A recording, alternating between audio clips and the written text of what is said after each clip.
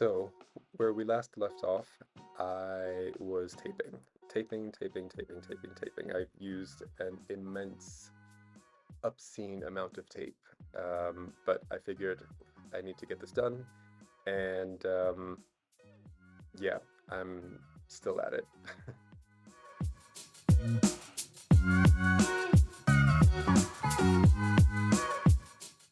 So this is a bit of a fun part. I started measuring and cutting the moldings for the chair rails. Um, this house is from the late 70s, and these um, these little details, they were still common in houses from this um, time, but a lot of them were starting to actually transition out of doing things like this, and many of the houses became characterless boxes. And my idea was to put a bit more character into the house by putting up a chair rail. It's the simplest thing to do, and yeah, it's fun and easy. And yes, here I am using, surprise, surprise, more tape. I had run out of tape when I was originally doing this part, so I came in and added some tape to the bottom and cut it off so that I got the same line. Now I'm pasting the chair rails to the walls, which was also quite easy, but for this wall and the other side, I needed a little bit of help, and so I called in my two little helpers. Scroll down. Scroll down. So as you can see here, we have the chair rail up, and on the other side of the room, the wall isn't taped yet. I wasn't actually sure if I wanted to tape the other side, but as I was looking at it, I thought, well, now I have to. So I'm off to buy some more tape. After getting the entire space taped, I finally started with the paintworks. This was a very interesting process, and I was very happy to see how quickly it was going, but what I had not counted on is that the tape strips would start to move. So, yeah, I had a little bit of an issue with this, and decided that I would stop spraying and think about what to do. So I touched up the top a little bit and decided that instead of spraying the rest, that I would use the roller to finish painting the room, which of course takes a lot longer, but then I don't have the issue of the tape moving and getting paint underneath it.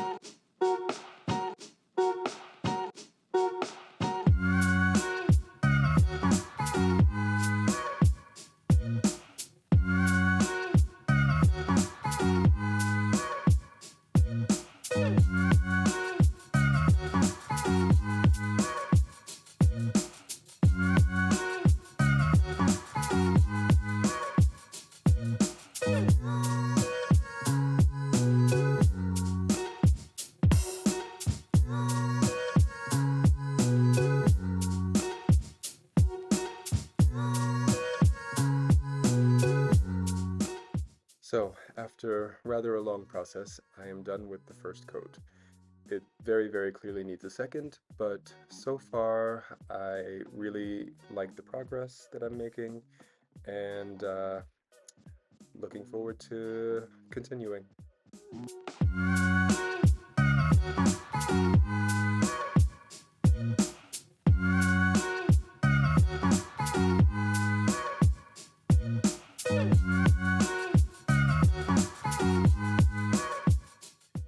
whilst I was waiting for the second coat in her room to dry, I thought I would put together her new storage solution, and it's the Eket series from IKEA. It's very easy to put together, fully customizable, and maximally flexible, so I thought it would be the perfect thing to go into her new room design.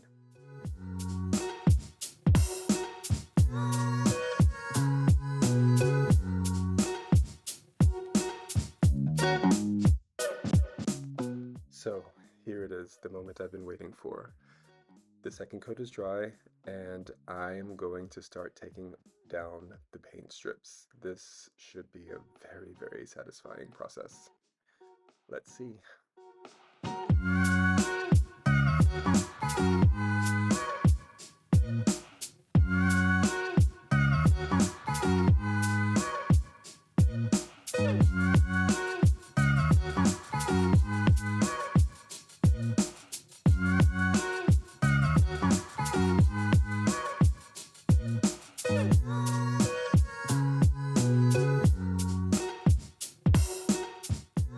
So the process did actually turn out to be maximally satisfying.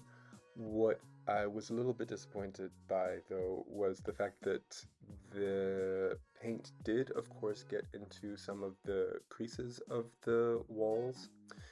Because we have very structured walls, I think it was never going to be a completely clean process.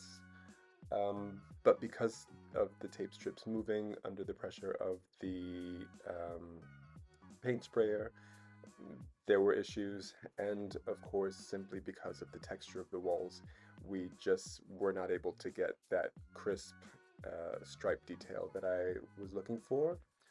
But I have to say, I absolutely do not hate what came out of it.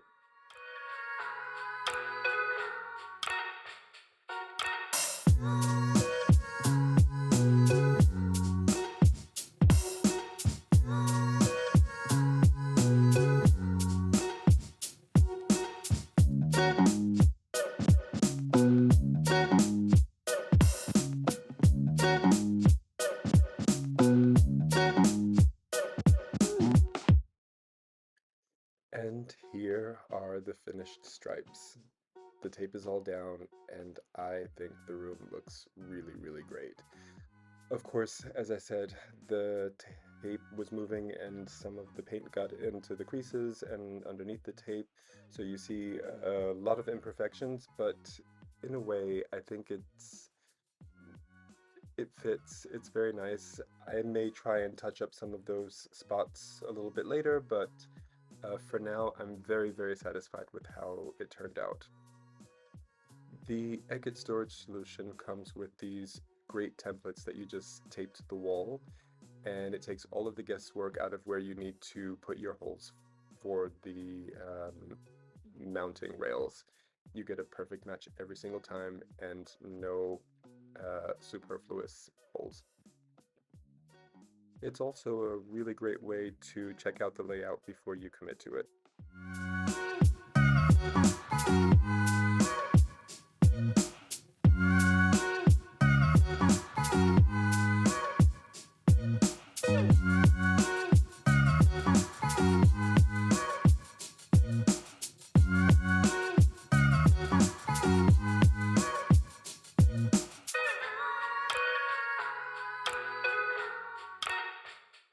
So here we have the finished room.